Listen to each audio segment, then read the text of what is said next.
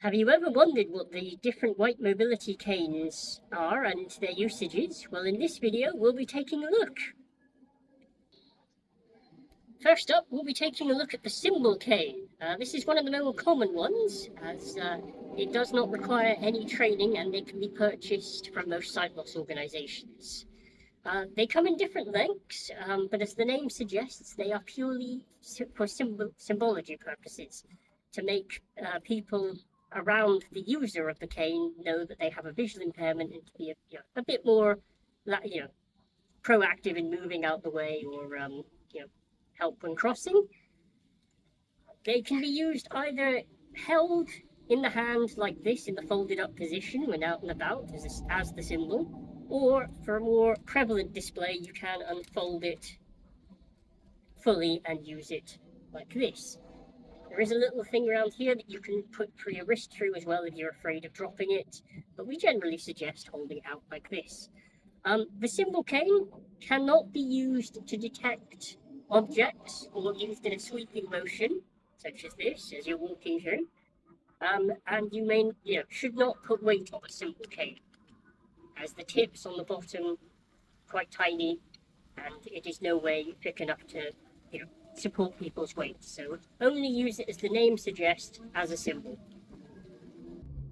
Next up, we're going to look at the guide cane. Now, unfortunately, we ourselves at iSightCornwall don't have a guide cane to show you, so this is just going to be a long cane as a guide cane. It's just to show you the technique that a guide cane would use. They're very similar in appearance. They would basically be made to a person's height, and a guide cane would require some training as well, provided by Cornwall Council. A guide cane traditionally has a straight tip on the end. This one here, though, as we're improvising, has the longer, more hooked tip.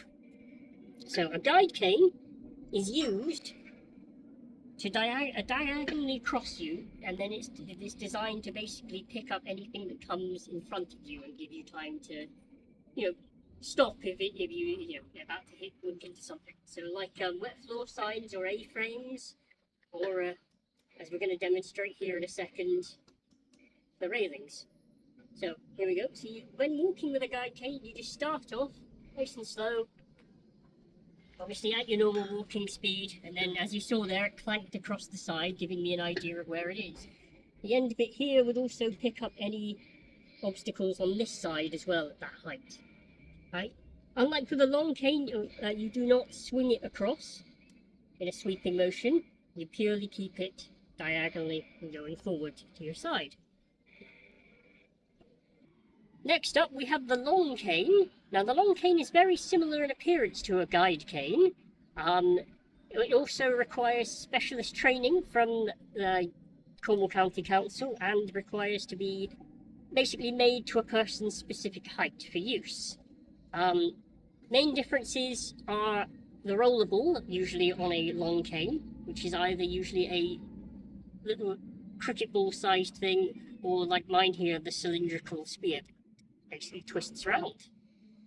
Now, a long cane is used starting off with in the same position as a guide cane, and as you're walking, you sweep it. And the rollable on the end there enables a smooth sweeping motion. And then the idea is we move forward, as before, picking up any obstacle. Now, you probably can already see just there by my juttering that the tip on the end of this one doesn't do too well with this type of surface, where it's a cobbled surface. But it will detect anything I walk into, such as walls or obstacles. You can get different tips for long canes, such as the tip we had on the last one. That one is available on the long cane.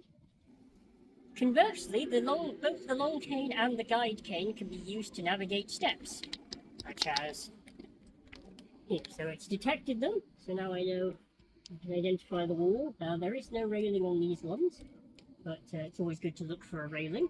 And there we go, so I can now scout the steps.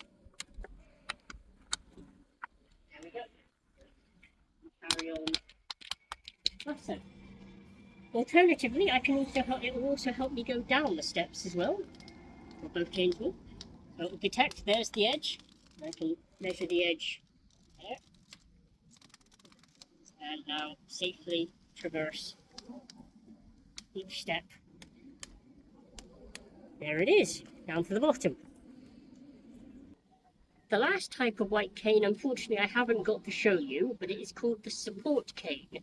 Now, the support cane is used primarily as a normal walking stick would be used, but with the added advantage of being white to show off around, people around that you have a sight impairment. It's the usual crooked head, and basically goes down to the floor. Like the other ones, it's best, most of the other ones, it's best made to a person's height, as obviously it will need to be at the right level to support them correctly. Training also is required for the support cane as well, and Cornwall County Council can help you there.